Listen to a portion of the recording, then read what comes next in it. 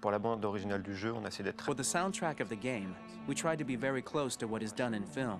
We were constantly asking at each place in the game, why are we putting music here? What is it going to say? So we focused the music on bringing emotion, which is interactive, and supports the character's arc. I'm sorry, honey. I'm sorry. I'm sorry. You know I love you, don't you? You know I love you. We make games that are very narrative. We're really into interactive drama, so the soundtrack also had to go in that direction, supporting the three characters' very different stories. We really wanted three colors, three musical sound identities, and from there, having three composers made sense, since the story of Kara, Marcus, and Connor are all completely different.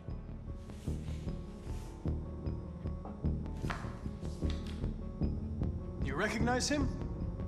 It's Carlos Ortiz. For Connor, we wanted a soundtrack that could be very cold and very mechanical, very machine-esque somehow. For Kara, we wanted a soundtrack that would be very moving and emotional. It was about the quest for identity, but it was also a journey about love and empathy. And for Marcus, we wanted something epic, something that would really represent the grand aspect of his quest. And we were very fortunate to find three incredibly talented composers, and working with them has been a dream, honestly.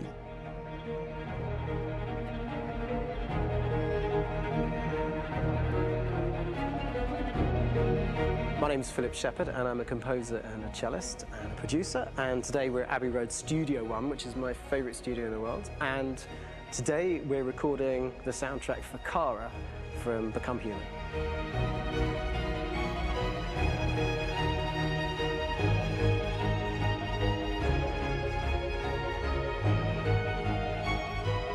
So when I compose a big project, I often travel just to kind of get out, and get some fresh air and some inspiration. And I go hiking and traveling in Montana a lot. I had a log fire in the room that I was staying in, and the flames were kind of making absolutely direct music. And it became the basis for Kara's theme, and it sounds something like this.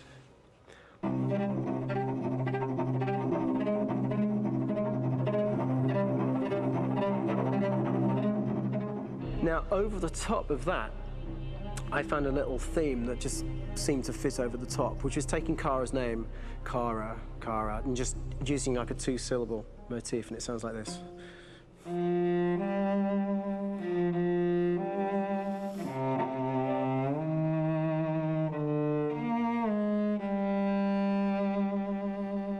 going to pull through this, Alice. As long as we're together, nothing can hurt us.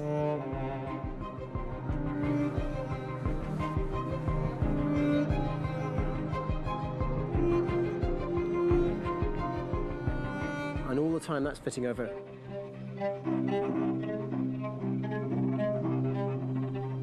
So it kind of works in lots of levels. And in fact, every single theme in the score has one of those elements built into it, and it becomes sort of the DNA of every single tune.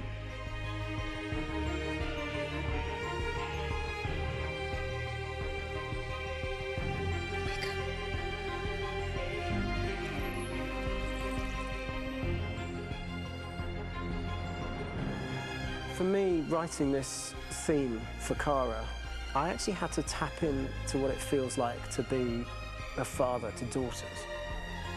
I really had to tap into everything I feel about my daughters and thinking, well, if I had to write music for them and that sense of trying to protect them but also give them the freedom, that's totally where it came from. Because each composer has been given the sort of narrative responsibility for very different characters, I haven't had to sort of go into other styles. I can actually be very loyal to this particular character and sort of hopefully encapsulate her. But it means also I've suddenly become very connected to this character. And if for some reason it goes to game over early, I'm getting mortified, you know? They're over there!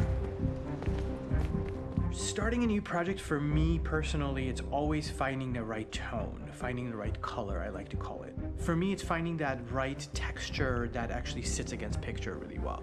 One of the biggest things is I created custom instruments for Connor.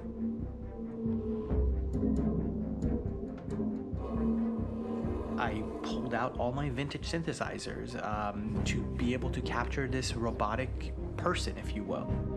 My approach to all of these custom instruments is that I hear the sound in my head.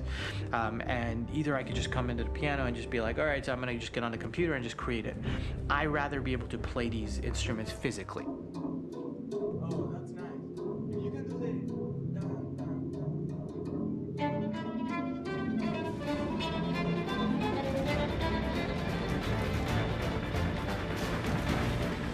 As soon as you see Connor the first time, there is a really interesting thematic idea that you hear, and that's just made out of a Moog synthesizer, but completely manipulated in multiple ways. And it's robotic. It has a little bit of an emotional to it. He's on his mission, so you feel that as well. So it just kind of gives you that cold, motionless, with a mission in hand that you kind of feel throughout the whole thing.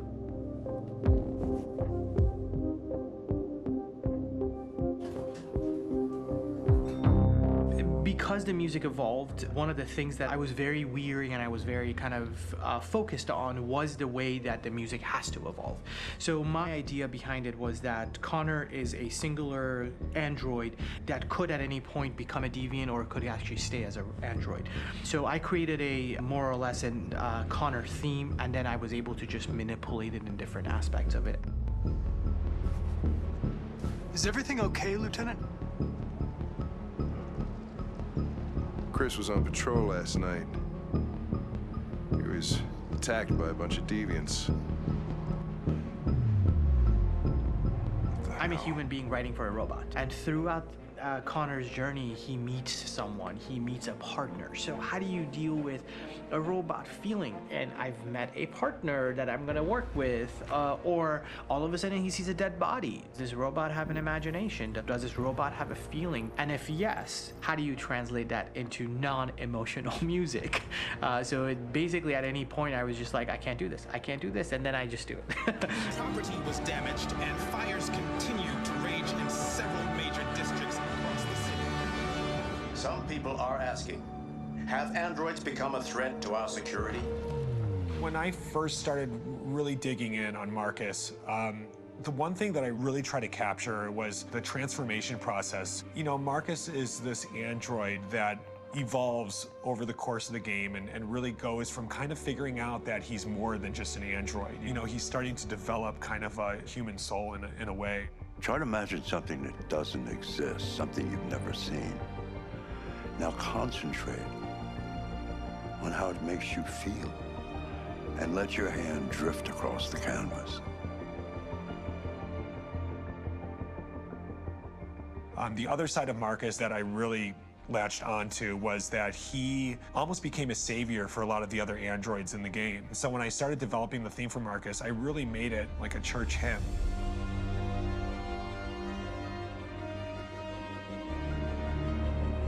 I wanted it to be very simple. I wanted to make it a chordal melody. I really wanted to make it almost like a Bach hymn.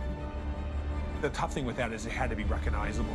If I made it too complex from a harmonic standpoint, it would be hard, I think, for people to kind of pick it out and recognize it.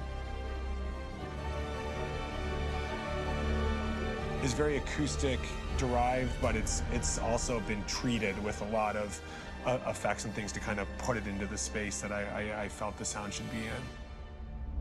It can be beautiful, it can be haunting, it can be extremely powerful from an action standpoint, and I'm really happy with the way it turned out. The music is there, but it's subliminal and it's emotional, and people are feeling it, and it's not distracting. And that's tricky with a game like this, where you have to have a lot of ins and outs like that, where the music kind of has to get in and out of these moments. This is a war we're fighting with the humans. If we fail, they'll destroy us. I think the game's been put together so well where I just wanted to make sure that I wasn't ruining the emotion.